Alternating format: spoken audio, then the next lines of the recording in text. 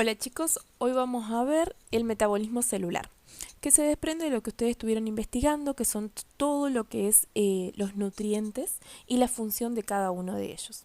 Nosotros nos vamos a centrar en lo que ocurre cuando esos nutrientes llegan a mis células. Ocurre este proceso, que es el metabolismo.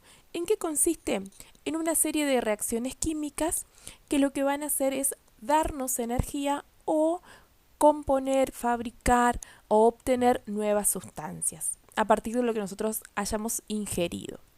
Vamos a ver dos tipos, por un lado el catabolismo y por el otro lado el anabolismo.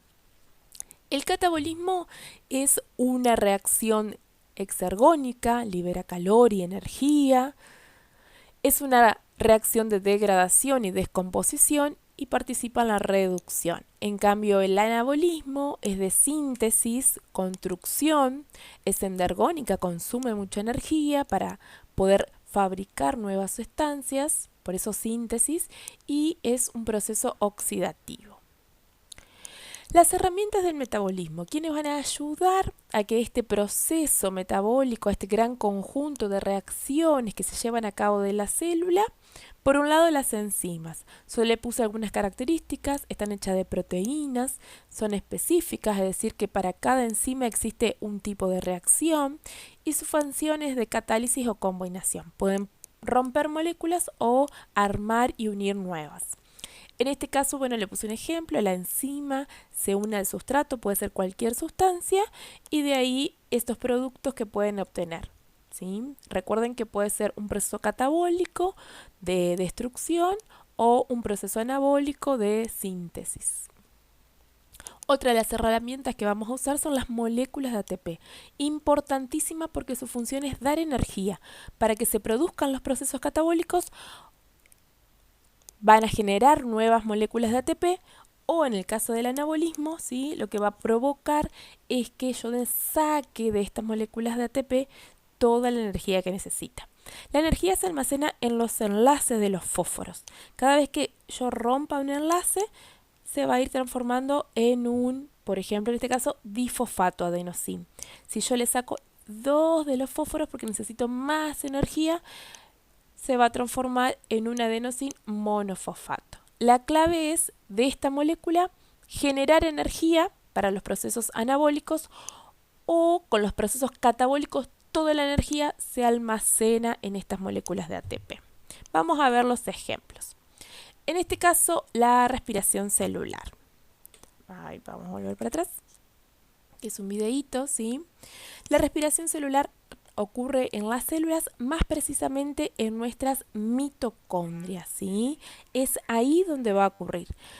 Vamos a ver tres pasos en lo que se produce de la respiración celular. La respiración celular es un proceso catabólico, o sea que va a haber una destrucción.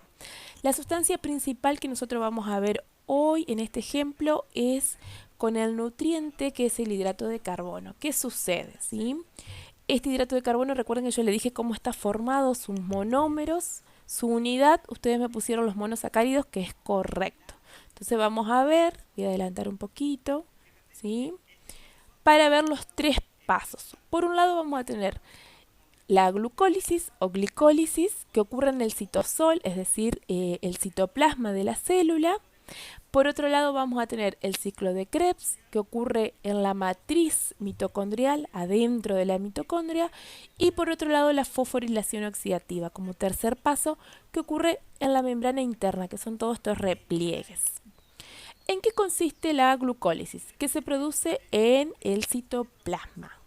Yo voy a tener una molécula de glucosa, ¿sí? A la cual, como es un proceso catabólico, voy a destruir. Las enzimas van a participar y al destruir esta molécula de glucosa formada por 6 carbonos, miren, un montón de reacciones, yo no voy a entrar en detalle en todas las reacciones, lo que a mí me interesa es que ustedes sepan que al destruirse va liberando un montón de energía para generar más ATP y se va a convertir o transformar en lo que se conoce como piruvato, ¿sí? Piruvato serían dos cadenitas de 3 carbonos cada uno, Fíjense, todas estas reacciones que aparecen en este video, nosotros no nos van a interesar porque aparte los tiempos no nos dan, ¿sí? ¿Qué sucede con una vez que esta glucosa se partió en dos? Van a ingresar a la mitocondria, a la matriz mitocondrial, es decir, al interior de la mitocondria, y vamos a ver qué es lo que se produce, ¿sí? Va a pasar al siguiente paso, que es el ciclo de Krebs. El ciclo de Krebs, fíjense, es un montón de sustancias químicas o de reacciones sucesivas en ciclo. Estas sustancias nunca desaparecen, siempre están en la matriz mitocondrial. Pero lo que a mí me va a interesar de este ciclo de Krebs es que el piruvato se une a una enzima llamada acetilcoenzima A y pasa por todas estas sustancias, liberando muchísima energía, muchísima energía. Y al liberar muchísima energía también libera moléculas de dióxido de carbono. Como va a seguir destruyendo la molécula de glucosa. Toda esta energía y todas estas moléculas de dióxido de carbono van a pasar a la tercera etapa, que es la fosforilación oxidativa. Dentro de carbono y oxígeno también voy a tener muchísimos hidrógenos. A mí todo esto no me va a interesar que ustedes sepan, ¿sí? Cómo se llaman cada una de las proteínas que participan en la fosforilación oxidativa. Solamente que ustedes conozcan que como resultado final yo voy a obtener muchísimo más ATP. ¿Sí? Que pasen todos los hidrógenos por todas estas bombas de las proteínas me va a generar muchísimo más ATP. Entonces, eso es lo que a mí me va a... La glucólisis, que ocurre en la membrana, ¿sí? O el citoplasma de la célula. ¿Qué sucede en la glucólisis? La glucosa, que tiene 6 carbonos, se transforma en 2, me genera ATP. Todo este ATP ingresa, ¿sí?, al ciclo de Krebs. El piruvato se une a la acetilcoenzima A. Otra vez genero muchísimo más ATP.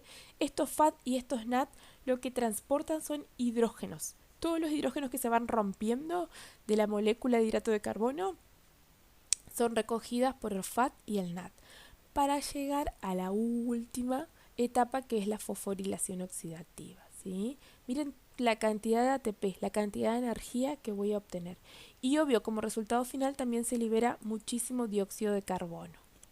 El dióxido de carbono es el producto final de la respiración celular.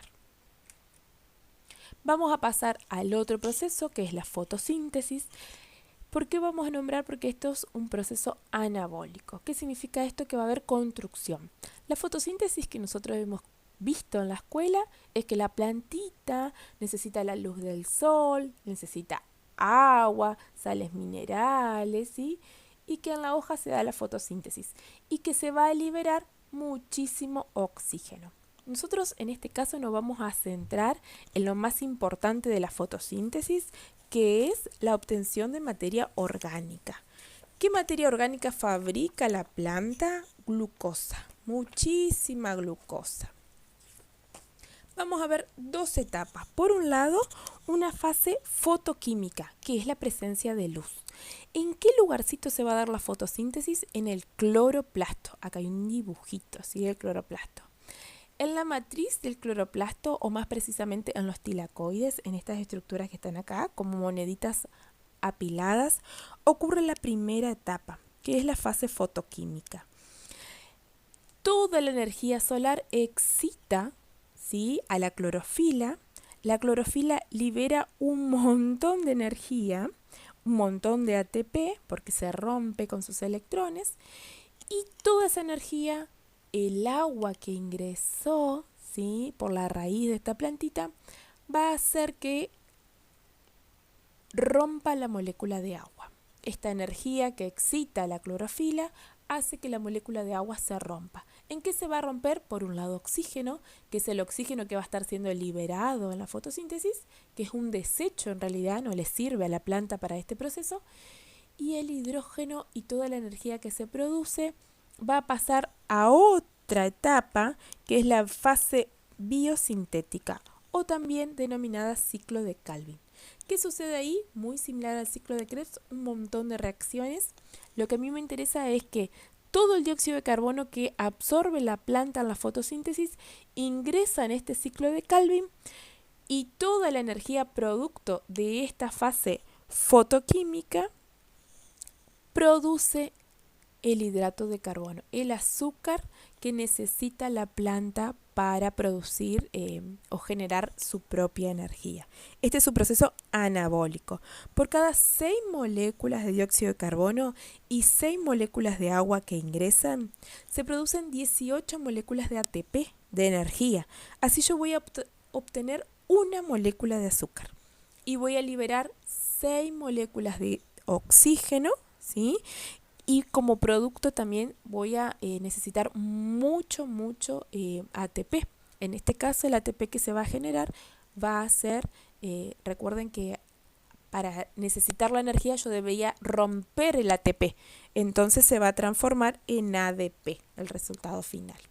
Entonces, ¿qué es lo que a mí me importa que ustedes conozcan de la fotosíntesis? Sus 2 etapas, por un lado la fase fotoquímica y por otro lado la fase biosintética.